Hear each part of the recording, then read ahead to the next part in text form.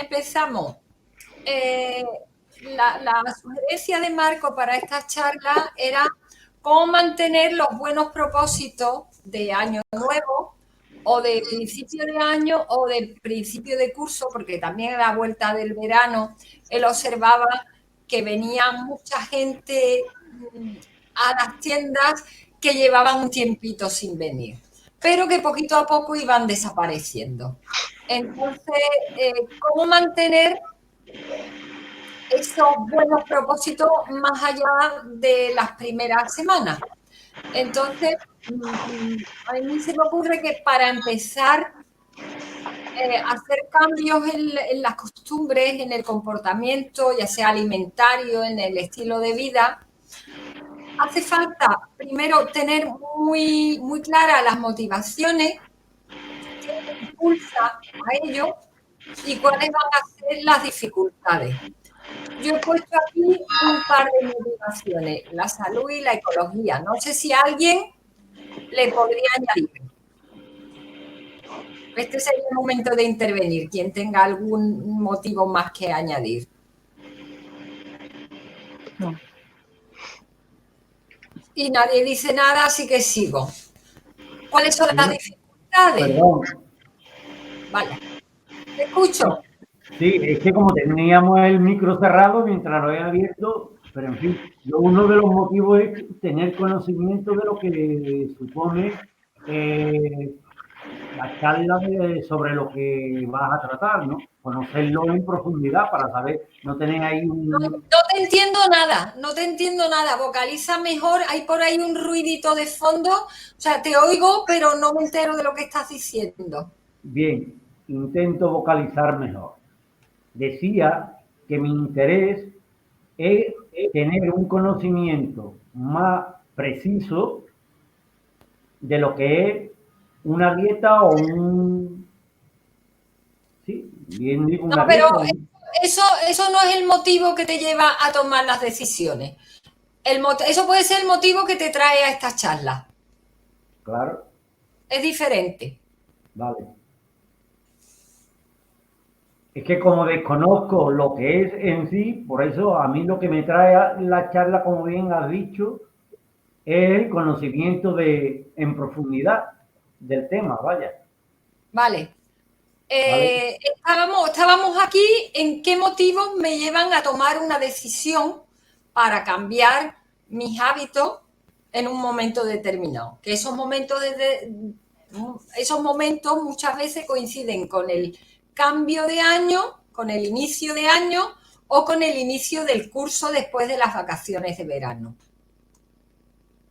Y decía yo que las dos motivaciones más frecuentes y de más peso podrían ser mejorar la salud y bueno, preocupaciones de sostenibilidad, de que a largo plazo nuestro planeta pueda seguir soportando la vida de los seres humanos en él y no nos carguemos el ecosistema. Puede haber más. Hay otro motivo que impulsa a gente a cambiar de hábito, o por lo menos a querer hacerlo, que es pues el aspecto físico. Yo creo que salvo gente que trabaje, es decir, que para las cuales su imagen sea primordial, digamos que el aspecto físico no tiene peso suficiente como motivación para superar las dificultades que implica, esa es mi opinión, y podemos estar de acuerdo o no, pero creo que hay que buscar motivos profundos, motivos de mucho peso que me sigan impulsando, no en el momento de tomar la decisión, sino todos los días, varias veces al día, mantener esos nuevos hábitos, esos nuevos comportamientos más saludables. Entonces, las dificultades que nos encontramos, por un lado, es que ya hay unos hábitos no tan buenos instaurados y y nuestro comportamiento se deja guiar mucho más por el hábito ya existente que por mis ideas sobre los hábitos, por mis motivaciones. Con lo cual voy a tener que cargar mucho mi motivación y hacer un gran esfuerzo para cambiar ese hábito. Luego, que es un esfuerzo, es decir, que como no, nadie me lo va a dar todo hecho, voy a tener cambiar mi comportamiento, va a ser sustituir un comportamiento que a veces es compulsivo, que es de compro y consumo sobre la marcha, y que muchas veces esa compulsión está guiada por la ansiedad, otra de las dificultades que nos podemos encontrar, por algo que va a implicar más trabajo. Voy a tener que comprar cosas no procesadas, prepararlas yo, organizarme, es decir, en el momento en que me dé el impulso de comer algo, voy a tener que tener algo previsto.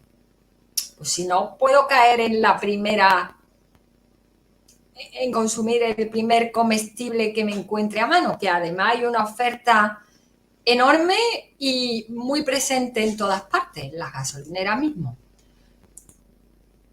Entonces, esto es un ejercicio de mucha paciencia y perseverancia que no se va a lograr en 2 días ni en 3 días. Vamos, lo mínimo, se habla de 21 días para cambiar un hábito. Yo hablaría de mucho más, o sea, 21 días mínimo. Alguien dice que entre 21 y 90, pero no es algo que vayamos a conseguir en 2-3 días, que solo con la decisión no lo conseguimos, sino que tenemos que asumir que esto va a ser un trabajo constante durante un tiempo. Al final se instaura el hábito y se instaura algo más que el hábito, que es el estilo de vida. Y una vez que estamos acostumbrados es mucho más fácil. Para lograrlo está bien tener un grupo de apoyo, que puede ser mi familia, puede ser un grupo de amigos, puede ser un grupo que generemos nosotros a raíz de estas charlas, pero está bien contar, porque sobre todo cuando estamos hablando de comida, la alimentación es un fenómeno social, cultural, no solo es biológico. Entonces, si no lo vamos a poder compartir con los demás, si vamos a estar nadando a contracorriente, si yo voy a estar con mi frutita y mi verdurita y todo el mundo a mi alrededor va a estar con comida precocinada, cosas fáciles de conseguir y que halagan el paladar, lo voy a tener muy difícil. Entonces, es bueno, antes de empezar, una vez que se ha tomado la decisión, buscarse aliados y aliadas. Y hay que asumir que va a haber recaídas, que en cualquier, o sea, que la tentación no está a la vuelta de la esquina, está en todas las esquinas y entre esquina y esquina está por todos lados. Y de vez en cuando hay que incluso darse permiso. No voy a decir que constantemente, pero sí que, bueno, pues vamos a comer y vamos a hacer cosas que no deberíamos. Y no pasa nada. Lo que hay que tener claro es que después de que esto ocurra, no hay que desanimarse y hay que retomar los buenos hábitos.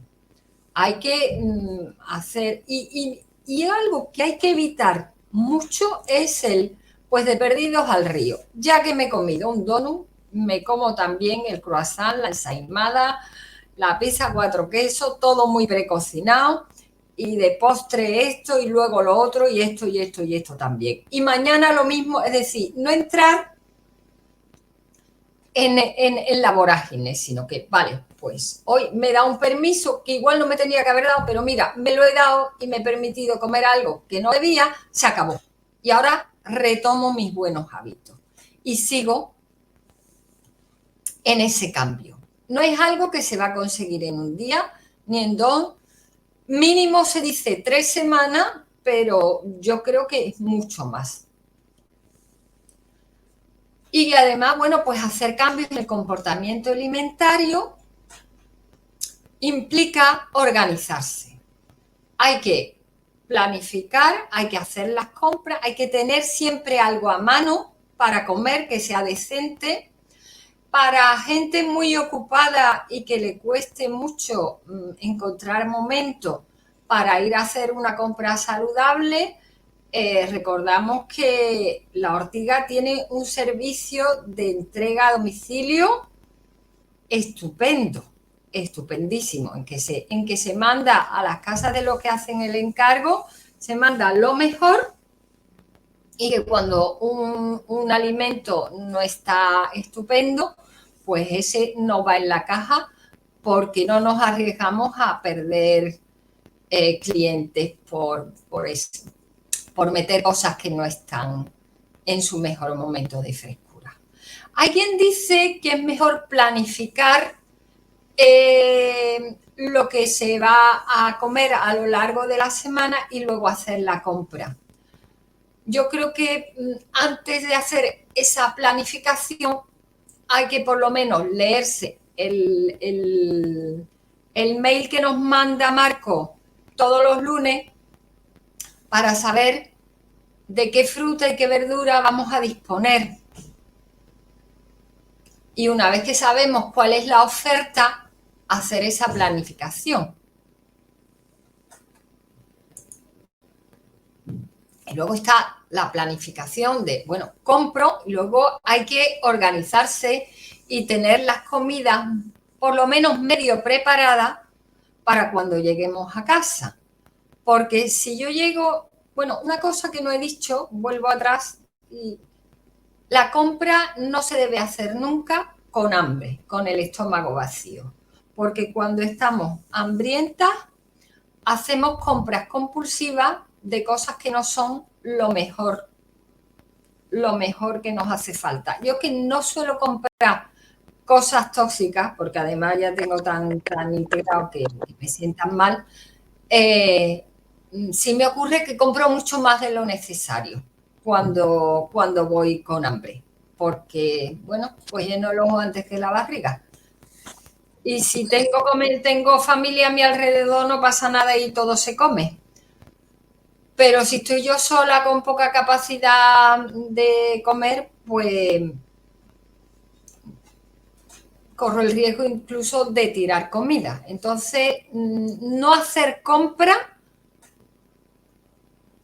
cuando se tiene hambre. Eso es una de las claves para que esto funcione. Y bueno, luego hay que organizarse la preparación de las comidas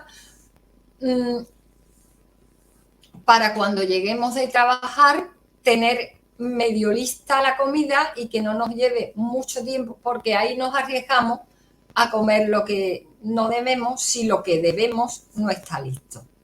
Entonces, aquí puede haber varias estrategias. Por ejemplo, las ensaladas, lo que son lechuga, escarola, tenerlas lavadas de antemano para solo tener que cortarlas y preparar salsas con antelación, las salsas de la ensalada, para que también sea fácil añadírsela, y los platos cocinados, tenerlos listos desde el día antes.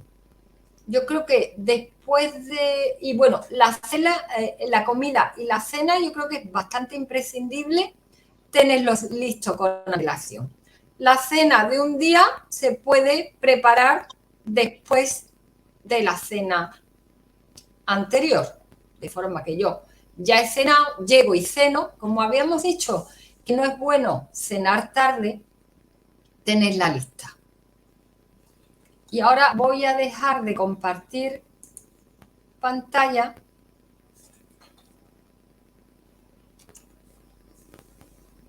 para dar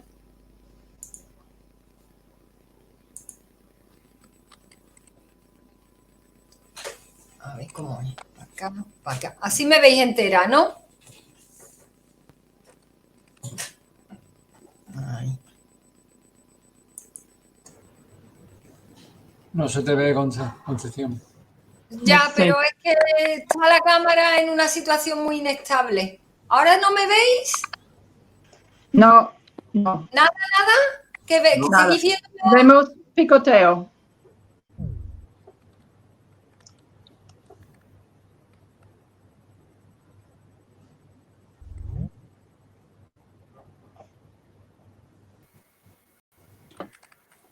Ahora sí. Bueno, es un clásico. No tengo más remedio que, que salir y entrar cuando no se me ve. Bueno, ¿hay alguna pregunta, algún comentario que hacer antes de seguir? Yo no. No. Una pregunta, Conce. Sí. ¿En algún momento vas a hablar de cómo hacer una cesta de la compra equilibrada? ¿O eso ya lo habéis hablado? A la hora de hacer la previsión de las comidas, ¿vamos a hablar de esto o... Bueno, eso... Sin querer sacarte del guión, pero por saber un poco de... Sí, voy a hablar de qué cosa, lo de la compra, la cesta de la compra equilibrada pasa porque si yo voy a tener 7 desayunos, pues tengo que tener previsto 7 desayunos, y luego hay cosas que, es decir, la fruta y la verdura, pues que sean de temporada.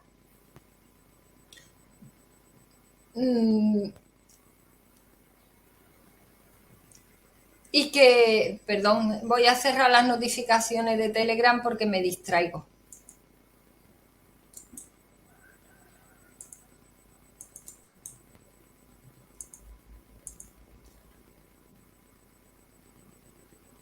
No te oigo nada. Tienes el micrófono cerrado. Ahora.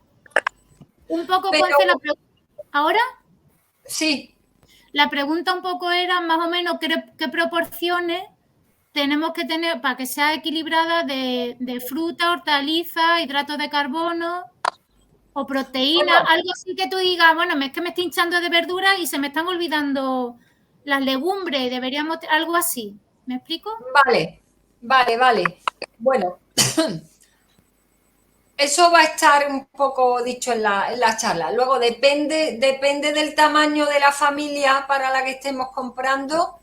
Va a ser diferente. Yo no puedo decirle a cada cual cómo tiene que ser su compra, porque depende mucho del tamaño de la familia y de lo que comen. Yo, cuando está mi hija en casa, compro 3 o 4 veces más que si yo estoy sola, porque no comemos igual.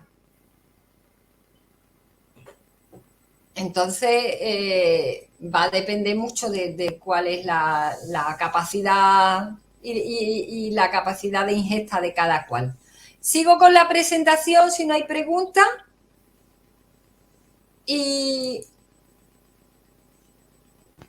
Y al final volvemos a abrir las preguntas, al final o dentro de un rato.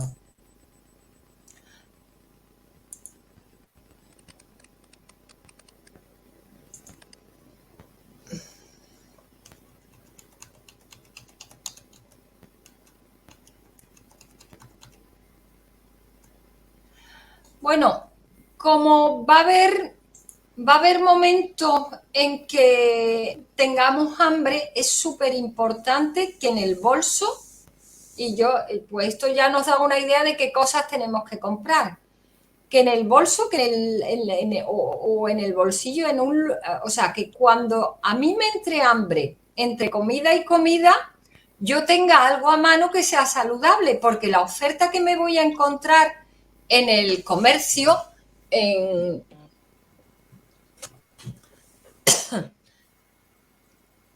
digamos, en cualquier lugar, puede ser muy poco saludable. Entonces, algo muy saciante y muy recomendable para picar son los frutos secos. Los frutos secos y las pipas. Lo ideal es que sean ecológicas, es decir, pipas de girasol, pipas de calabaza, las nueces pacanas, las almendras, avellanas, pues son buenos alimentos. Ya habíamos comentado, es que esta es creo que la tercera charla que tenemos sobre alimentación, que lo mejor es dejar pasar 4 horas como mínimo entre comida y comida. Es decir, que si yo he terminado de desayunar a las 7:30, pues por lo menos hasta las 11:30, 12, no comer nada, no volver a comer, terminar un ciclo digestivo antes de iniciar el siguiente. Y luego, pues comerse simplemente una fruta a media mañana, pues está muy bien comérsela, pero eso no nos va a permitir aguantar hasta la hora de comer, sobre todo que en Andalucía la hora de comer pueden ser las 3:30 o más. Es decir, que excepto los niños que salen del cole, o sea, los que están en primaria, que a las 2 salen de clase y a las 2:15, 2:30 pueden estar comiendo, los demás comen bastante más tarde y eso hay que aguantar. Entonces, solo con fruta no se aguanta tanto tiempo, sin llegar a casa desesperado y comiéndoselo todo. Entonces, muy interesante tener frutos secos a mano. Y luego para tener en casa, pues lo que decíamos, de tener preparado, tener diferentes patés vegetales y salsa y algunos bastoncitos de verdura para mientras voy preparando la comida o termino de calentarme la comida, ir picando, es muy interesante también. Luego los objetivos que nos planteamos tienen que ser progresivos. Querer cambiar todos los hábitos de golpe es bastante imposible. Es absurdo planteárselo porque no lo vamos a conseguir. Pero hay cosas relativamente sencillas que nos podemos plantear. Lo primero sería apagar la tele, las redes sociales, es decir, cuando como estoy comiendo y no estoy en otra cosa. Dejar las discusiones espinosas, si como en compañía, para otras cosas. Y una de las cosas que sí conviene hacer es evitar los alimentos procesados. Estoy hablando de los productos de la industria agroalimentaria, todo lo que es precocinado para calentar y comer no es una buena opción. Hay que leerse la composición, que claro, a la composición de los alimentos procesados, a lo que es la lectura de las etiquetas, se le podía dedicar varias charlas. Entonces, estoy dejando caer que eso hay que hacerlo, hay que leérselo, y mientras tanto, pues, al evitar los alimentos procesados, vamos a tener que comprar cosas sin procesar y prepararlas nosotros. Y luego hay tres alimentos o tres componentes que generan mucha ansiedad, que son muy ansiógenos. Entonces, evitarlos, quitarlos de entrada, ayuda a poder mantenerse en esa línea durante más tiempo, que son el azúcar refinado, el trigo y los potenciadores del sabor. Los potenciadores del sabor son sustancias, son aditivos.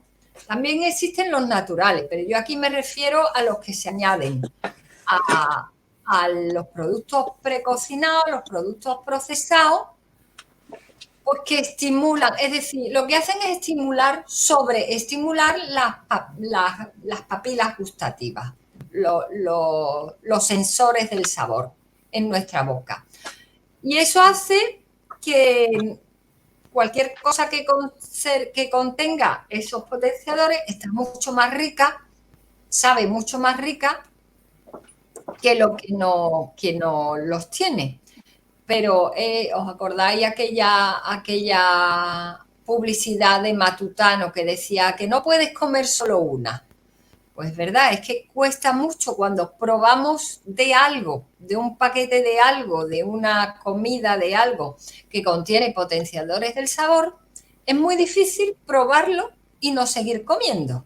Una vez que lo hemos probado, ya, porque además son sustancias que van a afectar al centro de la saciedad en nuestro cerebro y nos va a hacer mucho más difícil darnos cuenta de que ya estamos llenos. Entonces, los potenciadores del sabor suelen ser, digamos que cuando nos leemos la etiqueta son E600 y algo, y, y le dan como le dan una cualidad mucho más sabrosa y mejor textura a los alimentos. Por eso enganchan. Entonces, eso es lo que teníamos que evitar. Y otra de las cosas que hay que ver es el tema de la glucemia, de los niveles de glucosa en sangre. Cuando consumimos alimentos que contienen azúcar o que tienen un tipo de azúcares que llega muy rápidamente a sangre, en nuestro la concentración de glucosa en sangre va a subir muy rápidamente, como se ve en la curva roja. Pero también veis que baja muy rápidamente porque va a bajar, porque al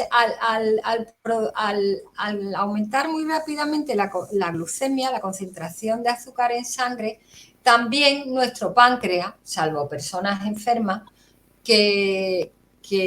enfermas, salvo personas con diabetes, el páncreas va a fabricar mucha insulina y la va a lanzar a la sangre, entonces va a aumentar los niveles de glucosa en sangre muy rápidamente, los de insulina también, y entonces esa insulina va a hacer entrar en las células que lo necesiten la glucosa.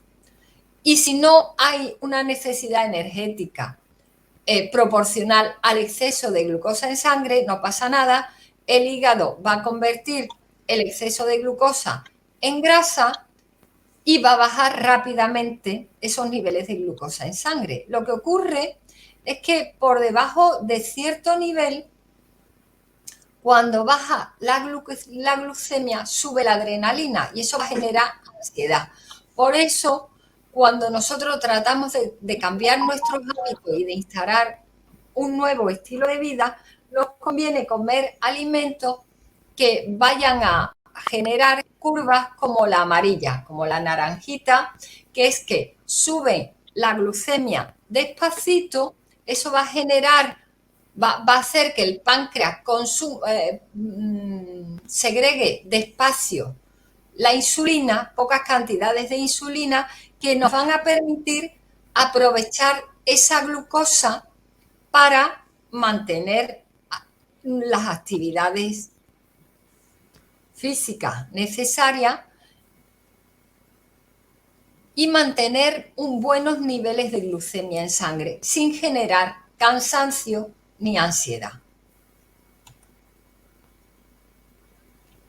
Lo de apagar la tele y las redes sociales, porque cuando yo estoy distraída comiendo, pero no estoy en lo que estoy comiendo, sino que estoy en lo que me cuenta la tele o en lo que me cuentan las redes sociales, se me ha acabado el plato y no me he enterado. Y la sensación de saciedad va a tardar más en llegar.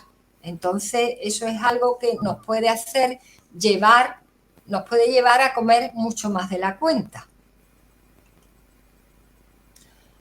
Cuando quitamos, es decir, cuando evitamos malos hábitos, tenemos que sustituirlos por buenos hábitos.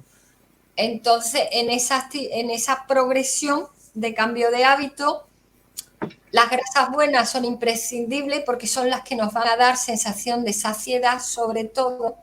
Consumir vegetales crudos también, la fruta y la verdura, porque también contribuyen a generar esa sensación de saciedad y a detoxificar. Y las legumbres, porque son un alimento estupendo. Ya habíamos dicho que para el picoteo los frutos secos son una muy buena opción. Los vegetales crudos, ya habíamos hablado de la detoxificación, es decir, de las chicorias, de las endivias, de la escarola, que nos van a ayudar a detoxificar, con lo cual, mientras yo antes detoxifique mi organismo, menos me va a pedir el cuerpo cosas que no debo ni necesito. Las alcachofas también ayudan mucho a la detoxificación. Los caldos de verduras y las sopas. El cardo los guisos de cardo, las verduras en general. El agua ayuda a limpiar el organismo, con lo cual me hace más fácil ese tránsito cuando las infusiones pues, de tomillo, de jengibre, de boldo, de la fruta.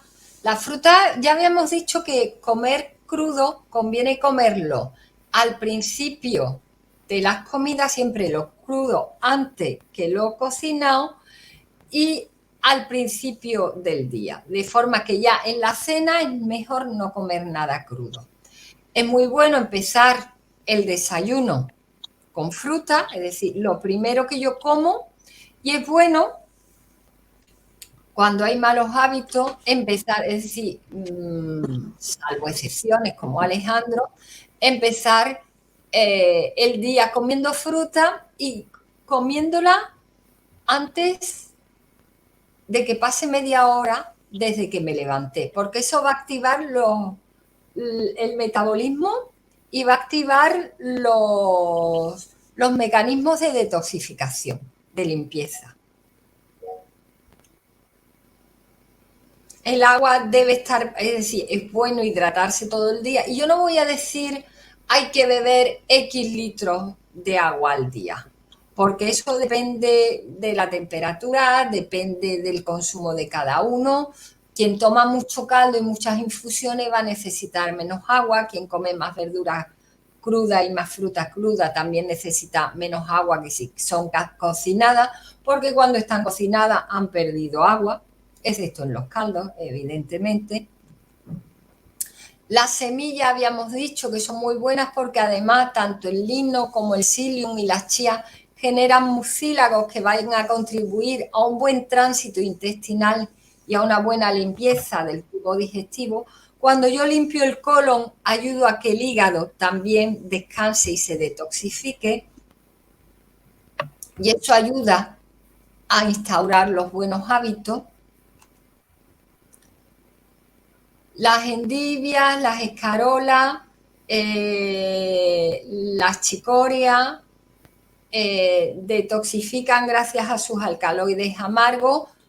El apio y el hinojo favorecen la eliminación de agua y también limpian mucho a nivel intestinal. El aguacate es maravilloso y es bueno comerlo a cualquier hora del día, mucho más saciante que otras frutas. Bueno, ajo, cebolla, puerro, también ricas en sustancias, en compuestos azufrados, muy buenos para la detoxificación. Los cardos, las alcachofas, las tagarninas, ricos en alcaloides amargos, también buenos para la detoxificación.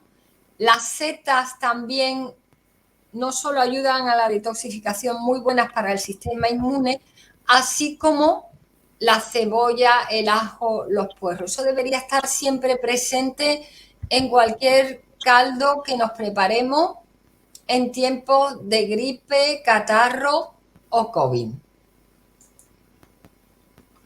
La col, las crucíferas en general, también muy buenas para la detoxificación, muy ricas en vitaminas y minerales. Y las legumbres, que las legumbres decíamos que son ricas en proteínas vegetales, en fibra, en un tipo de fibra, además en fibra soluble, que es la que alimenta a las bacterias buenas de nuestra flora intestinal. Y bueno, yo sigo pensando que es bueno compartir este proyecto, estos buenos propósitos de cambio de hábito. Es bueno tener un grupo de apoyo, ya sea en casa, ya sea fuera de casa, pero que es bueno compartir, porque si no puede ser una travesía difícil por la cantidad de oferta y sobre todo cuando estamos, claro, una de las dificultades es que cuando tenemos reuniones de familia, reuniones de amigos, pues suelen estar acompañadas de comida y bebida. Y en esos momentos es difícil decir de esto no quiero, o sea, es más fácil hacerlo solo en casa, pero cuando todo el mundo está comiendo cosas poco recomendables, es más difícil decir no quiero. Entonces yo ahí recomiendo no justificarse. De esto no quiero. ¿Qué? ¿Que te has puesto a dieta? No, que no quiero. Punto. No dar explicaciones y no justificarse en un entorno que no es propicio a ese tipo de cambio de hábito, porque nos vamos a encontrar con un montón de voces y de argumentos favorables a desistir, a dejar, o sea, con un montón de argumentos en contra del esfuerzo que estamos haciendo. Entonces, ahí muchas veces es más fácil decir, de esto no quiero, que dar explicaciones de por qué no lo quiero. Y asumir, una vez más, que habrá momentos en que hagamos lo que nos habíamos prometido que no volveríamos a hacer. Y no pasa nada. Me caigo, me levanto. Es decir, vuelvo a mis buenos hábitos cuanto antes. No espero mucho. Es decir, evitar el de perdidos al río y ya que me comí esto, pues también lo otro y también lo otro y también lo otro. Pero asumir que cuando yo como trigo, que cuando yo tomo azúcar, que yo tomo algo con alimentos del sabor, asumo ese riesgo. Es decir, cuando yo asumo ese riesgo, ya sé que luego me va a costar más trabajo. Eso no quiere decir que sea imposible, sino que como eso me genera ansiedad, me va a costar más trabajo volver a mis buenos hábitos. Entonces, asumir ese riesgo con confianza y volver a los buenos hábitos. Esto es lo que yo tenía preparado.